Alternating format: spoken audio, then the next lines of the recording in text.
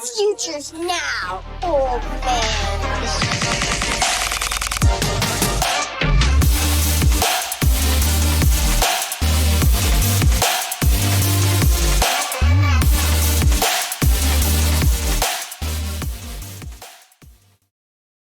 What it do? Jose and Jmac here with you for the Week 14 debrief. Jose, how's it going tonight, dude?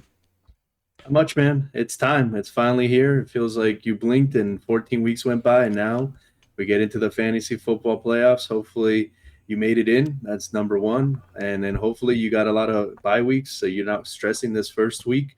Because I think there's a lot of questions, a lot of uncertainty going into this first week of the playoffs. Every year you get those random names, those kind of random guys that just pop up for some reason on fantasy championships. Rosters, and I think we might talk about some of those guys depending on who you're picking up to fill some holes here. But otherwise, man, it's good, man. It's crunch time. It's time to win some titles. Yeah, man, I can't believe that the regular season is done already. Like you said, it feels like we blinked and 14 weeks of my life have just gone by. But at the same time, like it happened in slow motion. I don't know how to explain it in any other way. But yeah, man, it's playoff time. Well, we're starting to get into it this week. Like you said, hopefully you got some first round buys. How'd you finish off your fantasy seasons, man? Yeah, I'm in five playoffs, three one or two seeds, so three bye weeks, and then two other ones where I just got in as a three seed or a four seed. So I'm feeling decently confident that most of those are dynasty leagues. There's one keeper league in terms of like money leagues. There's three other leagues that I'm paying money into. I would say probably two of them that I was hopeful that my team would be better, but I ended up having to kind of rebuild and do some of the things we talked about on other episodes. But overall, pretty good record going into it. Pretty happy. I feel pretty confident. Let's see what happens with some of these players that are questionable that we're Yeah. going to talk about that got injured. But otherwise, the teams that suffered those injuries or those kind of question marks have the bye week, so they have an extra week to kind of get ready, and hopefully, those players can get healthy. What about you, Yeah, man? yeah, for sure. I've like looked back on I had a really good fantasy season. In general, I think like I was in like 8 redraft leagues when I look at like including these big tournaments like the Scott Fish Bowl and the Megala Bowl. And then I was also in that women's of fantasy football best ball tournament. Between those three and my other like 5 redraft leagues, I think I made five of the playoffs there between them. Two of them I have the bye weekend. The big tournament ones that I made, there's no bye week. And then in the keeper leagues, I'm in 4 keeper leagues. No, yeah, 4 keeper leagues, and I made all the playoffs there. And then in my dynasty squads, I'm in 10 dynasty leagues total, and I made 5 playoffs, and there was like 5 teams that I was like in the beginning of the year thinking I was competing in. One of those teams I didn't make the playoffs, and then the other one that I did make the playoffs and I didn't think I was competing, and then I ended up making the playoffs. So, and then in those ones, I think I have the first round bye in like 3 of those leagues. So I had like I'm in it in a majority of my leagues, and it feels really good. It doesn't always happen this way, so I'm just trying to like relish in this moment and stay present. Yeah, 100%. I mean, that's all you can do. I mean, some years are going to be better than others. If you spread it around and you have that many leagues, you have a lot of good chances, but you always want to be, making it to the playoffs, not just For having the sure. chances. So Yeah. that's awesome, man. Yeah, and hopefully you guys weren't all affected by the injuries that we had going on this week because there was a lot of them. We got decimated. A lot of quarterbacks too. I mean, Daniel Jones tore his ACL. Tyrod It's Taylor left Achilles. Achilles. It's Achilles. I can't even keep him straight here. Yeah, Daniel Jones and his Achilles. Tyrod Taylor left the game with a groin injury. Geno Smith, I don't even know what happened to Shoulder. him. Shoulder. Mhm. Okay, yeah, and then Jaden Daniels re-aggravated, or his arm was in pain that he had hurt, so he got pulled. I think out of precaution. So I mean, four other quarterbacks that have kind of being tossed into the wind here. The Daniel Jones, I think was the biggest one because that was one of the newer ones. I don't think many people were banking on Tyrod Taylor, or hopefully you weren't relying on Geno Smith here. But I mean, are you looking into any of those backups there? Are you are you going after Phillip Rivers on the waivers today? Yeah, I mean, honestly, in one league, I have a bid in just because I was Geno Smith was my QB2 to start the season. The quarterback room was Josh Allen, Kyler Murray, and Geno Smith, which seemed fine going into the season. Now we know what's happened with Kyler. Now Geno, it might just be let's run out Kenny Pickett because it can't get Yeah, worse type of situation, even if Geno's healthy. That's a place where I was a back-to-back champion looking to three-peat, but I think the wheels are going to eventually fall off. I might not even have a second quarterback roster to start in that yeah, dynasty league, but and because it's a dynasty league, most of these guys aren't available besides Phillip Rivers. But yeah, I mean, I don't think any of the backups you're very interested in besides Mariota. Maybe you're also in a superflex league, and there's no available second quarterback. Mariota has looked okay. I would yeah. not hate to start him as my QB2. I'm blanking right now on the matchup if it's a good one or not.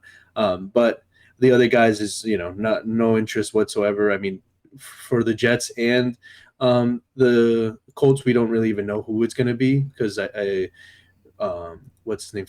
Was hurt, so he wasn't Yeah. there. They had another guy, but that guy also got hurt.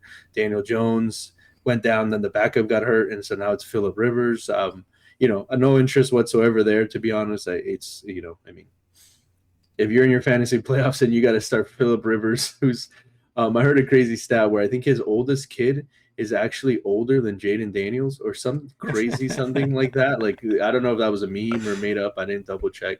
But it sounds like it could be accurate. I mean, he's the only grandfather to ever start in the NFL, so that's pretty cool.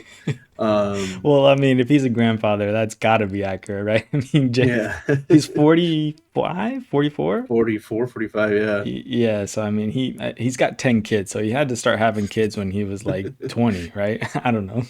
yeah. Uh, yeah, so he's probably got a 24-year-old and got a grandson there. Yeah, man, it's hopefully you don't have to rely on Philip Rivers, but yeah, if you're desperate, go get him. I mean, what else are you gonna do? I don't know.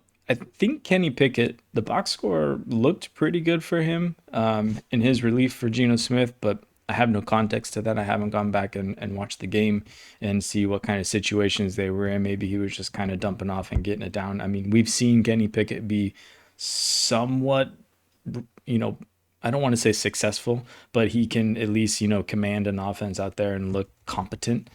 So I don't know. I doubt he's on a lot of waivers out there, but if he is, I think he's worth an ad there too. And yeah, man, the next one here, Jaden Daniels' teammate, Zach Ertz, he's the one that tore his ACL and he'll be done for the season. And honestly, like maybe this might be the end of his career. And if it is, that's a sad way to end the career. And also just how bad has it been for the Commanders and their injuries this year I mean, we had Austin Eckler go out early in the season, then we had Jaden Daniels get hurt, we have Terry McLaurin on a hamstring. It's like that the entire team has just been decimated. Yeah, I mean it's sad. It's kind of like the James Conner, Tyreek Hill type of situation. I mean, Hmm. he's a bit older than those guys, and I think this is his second ACL tear. So it's just sad to see a guy who was pretty elite fantasy and NFL wise for quite a while, and his career that way. But yeah, I mean it's I don't think a lot of people are probably relying on Zach Ertz, so it's kind of more NFL news. It just sucks. It's just sad, to see him go down that way. And I think going forward, like I don't know what his contract situation is. So like I said, it might just be like a career ender, which really would suck. I mean, it was a 1 year contract. And I'm pretty sure I've heard people say too that he was looking to retire after this year already. So it does feel like, I mean, he's like Travis Kelce age, like 34, 35. So it seems very likely that he'll hang it up here after the ACL torn for a second time. But hey, I mean, with, the end of one is the birth of another, and it might be time for Ben Sennett here to kind of rise up into the predecessor for Zach Ertz, and in the shadow, hopefully, of somewhat of like a Trey McBride. I don't know about you, but I got a few bags packed for Ben Sennett. Yeah, I mean, I don't think I have him stashed anywhere, but yeah, I mean, I mean, he was a promising rookie and he was kind of just built, on the roster behind Zach Ertz, who seemed to have a good connection with Jaden Daniels when he was healthy. So, I mean, it's also kind of wild looking at the Commanders as a whole, like how quickly the NFL flips. Like they were really bad, then last year they made it an NFC Championship game, and now they've gone back to being really bad. Not necessarily all play, but it's just wild, and it kind of I think even adds more to like what the Patriots, the Chiefs, the Eagles. I mean, this Eagles team is not looking as good. Have been able to do to be consistently good and just weather the storm of injuries, get through it, draft well, have the backups. But yeah, I don't think that's if he's on your waivers in a dynasty league, that's definitely what you should be looking to add him. Maybe he spikes in value ending the season here. I don't think he's, unless a deep tight end league or something, you're going to be starting Benson it, but it's definitely something, keep your eye on. Maybe he was dropped, just somebody got impatient and it's not somebody people have been thinking much about until, right now. Yeah, or maybe it's just a little bit shallower of a dynasty league and he can be hanging out there. I think that's very plausible. Um, yeah, and I mean, do you have any interest in grabbing him in any kind of redraft, or like we play in that keeper 10 league and he's on waivers there, like any interest in kind of picking him up as a stash for like a round 10 keeper or something? Yeah, I mean, I think it's just hard to see that. I mean, if you got to examine the roster, what's at the bottom of your roster, if there's any reason, other guys, some older guys, some guys who are, and coming, sunsetting their career as well. Maybe their contracts are ending, but we've just not seen anything. So in terms of redraft or anything, it's hard to hang your hat on anything positive. And the Commanders' offense has also been so bad. We don't, like we were talking about, we don't know who the quarterback's going to be. So in a deep keeper league or like a shallower, like a dynasty, like you said, yeah, there could be some interest there. I mean, he's young, he's only been in the league a couple of years, and he had a decent profile coming out. Right, people were excited until Ertz kind of took the job and was the tight end one. So there's definitely situations where you want to pay attention and see if he's out there on waivers. Yeah, I think that's a wise move. I know I'm planning on picking him up. I think I'm gonna throw him on the end of my bench for like the Megala Bowl. He's on waivers there, and when you're in kind of a large field tournament like that, and you're looking for upside, and I kind of have the rest of my roster already figured out, I figure I might as well take a shot on him in that kind of format. Yeah, man. And I was thinking maybe in the keeper 10 league, but we can save that discussion for furthermore offline. But let's move into the next big injury. I guess it wasn't big, but Devon Achan left the game with a ribs injury. He had a pretty good line even before leaving it. And he left early in the game even. And in his relief, we saw Jalen Wright kind of take the lead role. Actually, I think I saw Ollie Gordon get first crack at things, and he came on, fumbled. He didn't cough it up. He recovered it, but then it looked like Jalen Wright got a lot of run there. Ollie Gordon came back and had a touchdown late in the fourth quarter. So it sounds like Achan will be okay, and he'll be able to play going forward. But that doesn't really inspire a lot of confidence going into your playoffs here with a running back who has injured ribs, especially as one as small as Devon Achan. So I don't know. How are you playing that situation with the backfield? If you are rostering anybody, are you going after Wright or Gordon? Yeah, I mean, I think you probably go Ollie Gordon still. I think it seems like he's still or just be messy if Achan's not there, and you're probably just a desperate pick your guy and hope they do well. Otherwise, like if Achan's active, you're starting Achan no matter what. Like if he gets hurt, then he gets hurt. I mean, you saw what he could do in a quarter and a half. I think mostly we were just robbed of like a probably huge Achan game, like leveling what Gibbs did maybe because they were off to such a strong start. They continued to score points. They continued to be aggressive and attack. And if it was Achan instead of one of those guys running the ball, you probably get another touchdown and maybe even like another 70 scrimmage yards from him. So just sucks. I mean, in case you needed Achan, at least he went out before.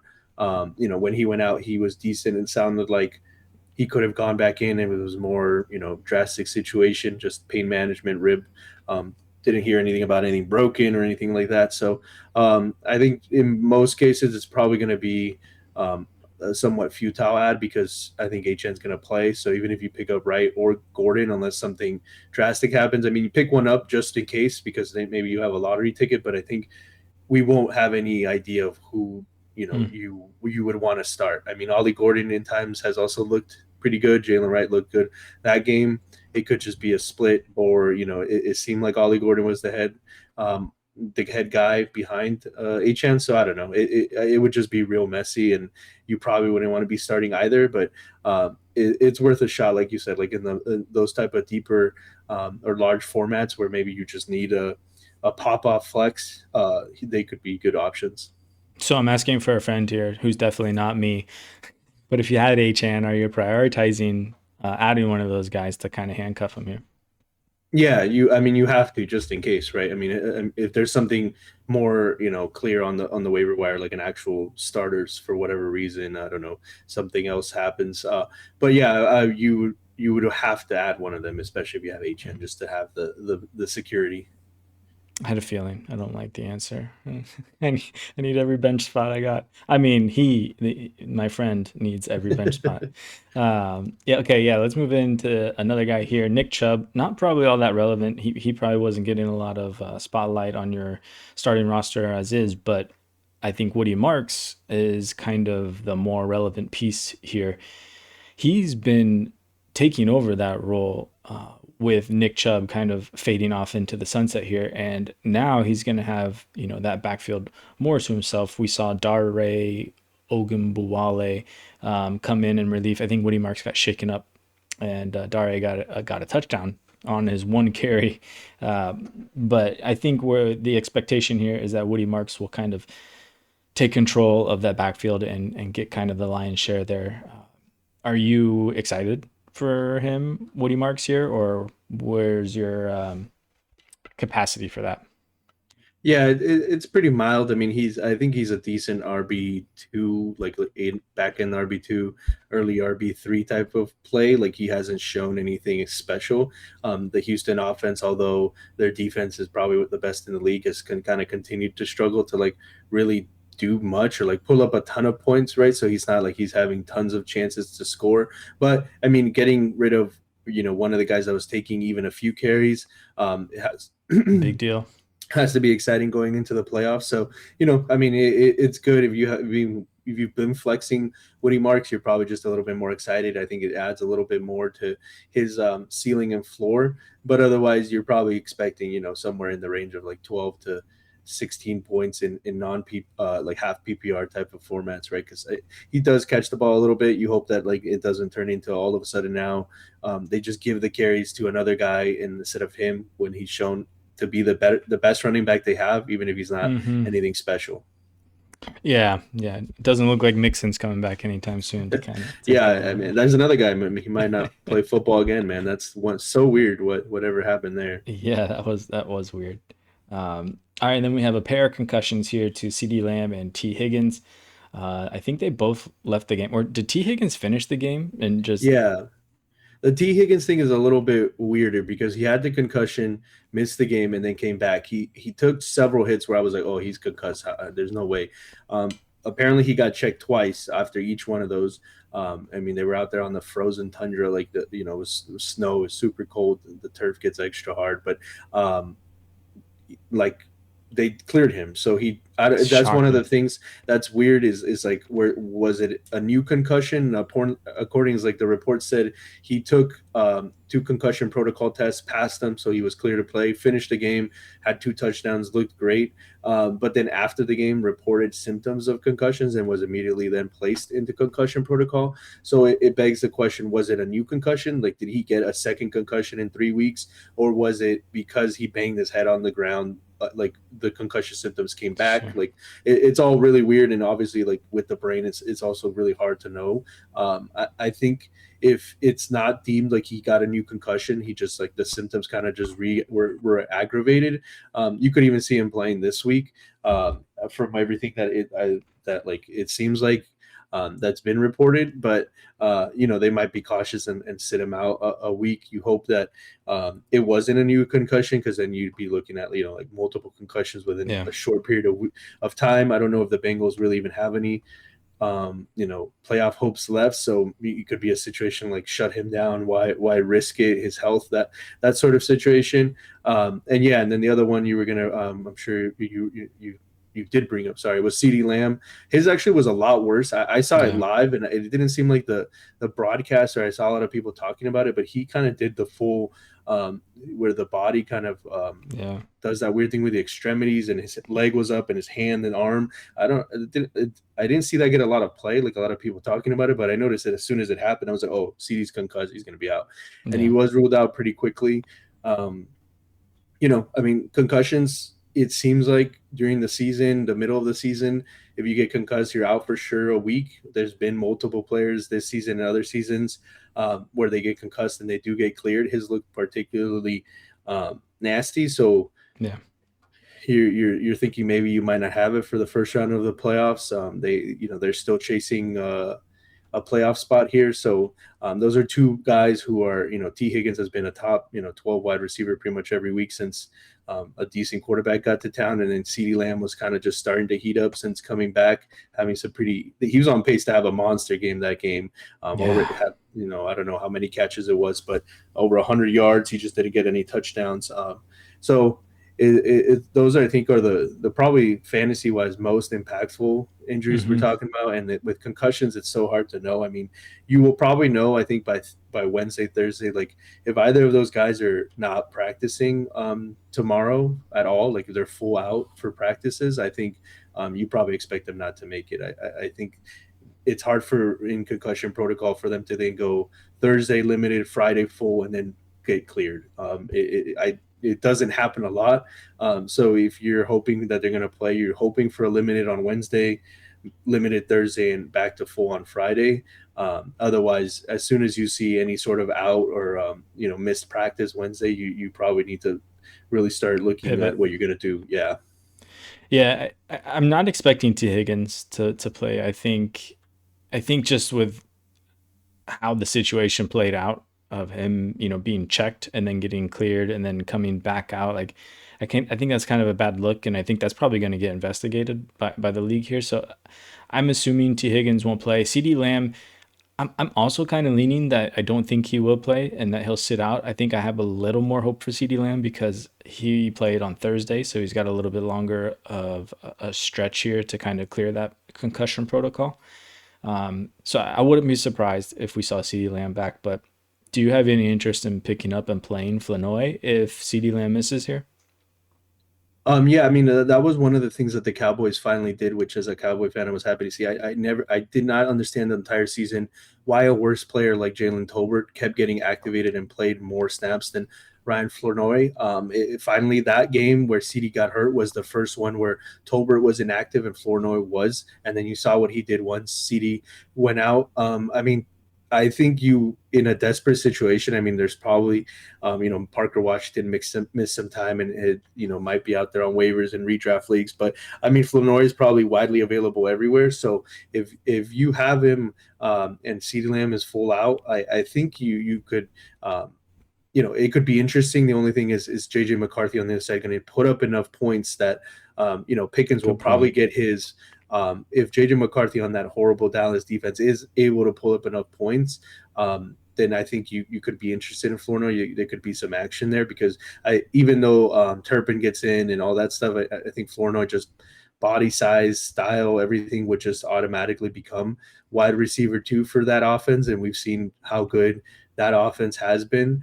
So I wouldn't hate it as a flex. I mean, it's like one of those names that all of a sudden you look back next year and you're like, oh yeah, Ryan Flournoy was wide receiver 8 in the first week of the fantasy playoffs. That's wild. He scored a touchdown and had 80 yards and scored, 17 points, something like that. It's those type of things that happen, and they happen every single year. And Ryan Flournoy has shown it. Dak showed that he was confident in throwing him the ball. Hmm. So I wouldn't hate it. Yeah, I think it's a more desperation play for me, or a deeper league flex play kind of thing. Yeah, hopefully you guys got them on your rosters already in your deeper dynasty leagues, and you can kind of plug them in as needed there. But yeah, that's a good point about Minnesota. If JJ can even put up enough points to make it a game, or more so too, like Minnesota's defense is pretty legit. So they might be able just to kind of put a stop to that, or maybe we see a lot more Javante kind of running the ball. But yeah, well, I think we covered that long laundry list of injuries there. Let's get in and talk about some of the top performers here. Josh Allen had a huge week. I know he won a lot of people to get into the playoffs, putting up like 40 points, QB1 on the week, and he's kind of lined up again here to do it again, playing against New England in round one of the playoffs. I know you have Josh Allen on your Tokline team. Is that right? So that's got to feel good. I think you got a first round bye there anyway, but yeah, are you hopeful here going into the playoffs with Josh Allen? Yeah, I mean he's he's the ace. He's the guy that can carry any team with those type of performances, and you just hope that you get one of those. It's been a bit more up and down. It kind of feels a little Yeah. bit like Lamar Jackson maybe 3 years ago, where it was like a 40+ point game or like a kind of a turd game. He hasn't. I mean, obviously Josh Allen has been great. I think he's QB1 probably by a decent amount, especially after Mahomes' bad game and his awesome game. But you just hope, to obviously everybody hopes for the 40+ point. But if it's not going to be a 40 plus point game, you hope, to have a decent game. I mean, he's had, I don't know how many games of a rushing and, passing touchdown. Like it's been quite a streak. So, but you feel comfortable. I mean, those are the type of players, obviously you want to have Josh Allen, but as we were talking about leading up to this point, that they're playing for something, right? They need to beat the Patriots Hmm. to, get a chance to win the division and have a higher seeded, not have to be away from home the entire playoffs. So those are the type of players that you want to be rostering, just because for NFL circumstances, like if he gets slightly banged up, it's not a situation where they're going to be like, all right, let's sit Josh Allen, let's rest. Like season's over. Why are we going to rush? He's going to play through things. He's going to, you know, it sounds dumb to say he's going to give that extra effort, but it's true. He's playing for something, right? For There's sure. other quarterbacks, other players that have no incentive. Their season's over. They're getting paid and they're going to try, but it matters a little bit more. Divisional game, so wheels up. Obviously, if you have Josh Allen, you're never thinking Yeah. of benching him, but you're just hoping you really get one of those, elite or just good performances, so that you can really have a good safe floor there with him.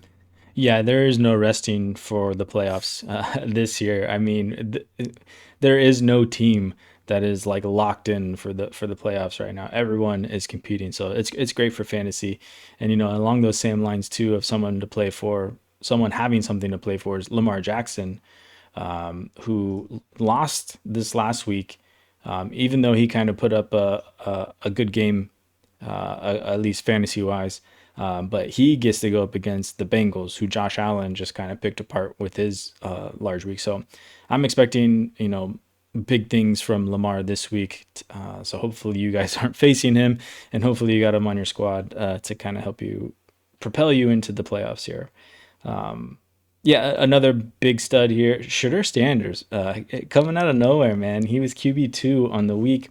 I think he tossed 3 touchdowns and then ran in another touchdown here.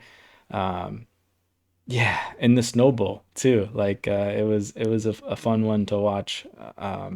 Where where are you at with Sanders's dynasty value and kind of, I guess, long term outlook? Well, yeah, I mean, I have no idea. I mean, before this game, there was reports of Deshaun Watson is going to be on the team next year and battle for a position or something. I have no idea. I mean, it's the Cleveland Browns.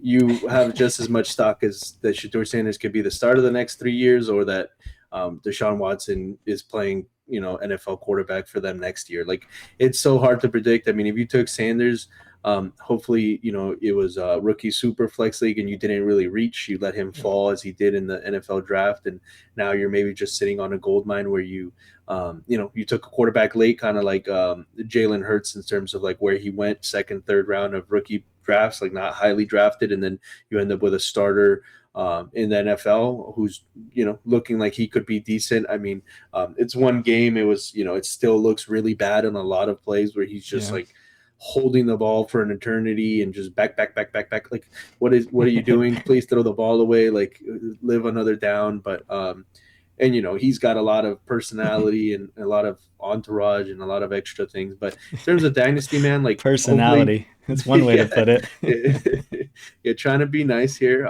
But yeah, I mean, uh, hopefully you just kind of got a lottery ticket that you hoped you did, and now it's kind of showing, and Yeah. maybe it's something to sell off if he continues. Maybe he continues to stay hot, and you can pawn him off, or just hold on to it, right? Like there's no reason to sell your lottery ticket early if you don't need to. Yeah. I don't have Shooter Sanders anywhere, but I was kind of asking myself, like, if I did, like, what would it take to kind of give him up at this point? And I don't know that a second is necessarily getting it done for me. I think I'm just kind of holding. And unless someone wants to pay a first round value to go and get him, yeah, I'm just kind of holding. I mean, I could definitely, if he comes out and wins a couple more games here down the stretch, I could see Cleveland just kind of like rolling with him in the future and then using that top end draft pick to reinforce their offensive line or pick up another wide receiver that they could really use. Yeah, I don't know. I think Shadur, if he can kind of win a couple more games here, it looks pretty secure with his future. So that'll be an interesting one to kind of keep tabs on. All right, we're kind of running a little long here. Let's get in through these next guys really quick. JSN and Puka had another monster games. Not much to say there. Hopefully you guys are just riding them into the sunset because they're gonna get you there. Jameer Gibbs, we talked about it a little bit already on our main show, but I found this stat pretty telling, I guess, for why we've seen kind of a spike in his production here. He's averaging 20.7% target share per game since Dan Campbell took over play calling duties, which was up from 12.9 before. So he's been really involved in the passing game and just capitalizing. He's getting big chunk gains, long touchdowns, a lot of touchdowns as we've seen. Yeah, you got to feel good about Jameer Gibbs on your squad going into the playoffs here. Yeah, 100%. I mean, one thing to mention about Puka is he kind of finally caught touchdowns. I mean, that was to the Yeah, detriment of good point. Davante Adams, who had a pretty Right. bad game. But, you finally saw Puka get in the end zone and have kind of the games he was having at the beginning of the season. So that was really nice to see. But yeah, Gibbs, I mean, maybe that's why Dan Campbell took over play calling. He's like, what are you doing, you idiot? Why are we not giving the ball to Gibbs more? Like, I love Monty, but throw the damn ball to our best player outside of maybe Amon-Ra St. Brown with the ball in his hands. So, yeah, I mean, it's awesome. And as we talked about on the previous episode, I mean, Gibbs is kind of the Josh Allen, JSN as well, Puka also. Like, these are the aces that it's not over until they play, and the moment they step on the field, you have a chance to win any matchup with them in your lineup, to be honest.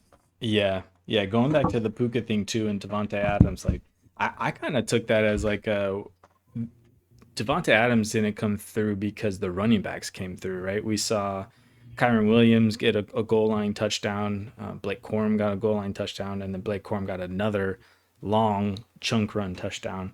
Yeah, Devonte Adams was just kind of. I mean, dude, the Rams are so good, and they're just gonna score on you. Yeah, I don't know. And they're playing the Lions. Talking about Gibbs, like if the Lions are able to keep up, that could be the matchup where you have Gibbs, 40 points, Puka on the other side, 30 plus Kyron. In terms of what you brought up though, the running backs, what are you doing in that situation? Like, are you, as you said, like asking for a friend? Like, can you bench Kyron Williams? Probably not, right? Even though Corum is getting so much work, it just feels like now Corum is more a flex in case you need him. Like he is getting enough work and doing enough, or would you ever I start think both? I think Quorum is the play, to be honest. I think if you're desperate, you could probably start both. If I'm starting one over the other, I think I'm just leaning on Quorum because we've already heard that the Rams are trying to rest Kyron for the playoffs here, and Quorum's been getting, the volume. I'd be interested at what the time share looked like there. My guess is it's probably pretty close to 50-50. And Corn's been doing really well with it. So I think I would probably just lean on Corum there. But I mean, honestly, like this week, if you can avoid both of them, that might be the play, because the Lions' run defense is not one that you want to mess with. Where I guess you would probably expect Puka and Devontae Adams to have bigger games there over either of those two running backs. Yeah, I think the rush from what I saw was like 12 to Corum, 13 to Kyron. I think Kyron played a significant more like number of snaps. Like I think it was 50 to 30 in terms of like just snaps on the field, but that's not taking into like rush play snaps. I think that probably came down to even split. Okay, well, my friend will take your advice into consideration there for sure. All right, man. I had one other stat here, but we'll save that one for the next one. Let's roll the outro here. Hey guys, if you stuck with us the whole season, we really appreciate you. It's been fun. I can't wait to win some championships here, so we can kind of look to the off season and get into the real fun of things, which is start looking at the draft process and looking at all the prospects, kind of talking about strategy and kind of how to build stuff. I'm looking forward to that, Jose. Also just kind of taking some time to Tuesday night, not put in any waiver claims. Maybe just go to bed earlier or something. Yeah, man, just a few more left, but yeah, as always, guys, like Jmac said, thank you for being with us. We're going to continue to do this into the off season. We're not going anywhere. Thank you for sticking with us. YouTube, Apple, Spotify. We're out.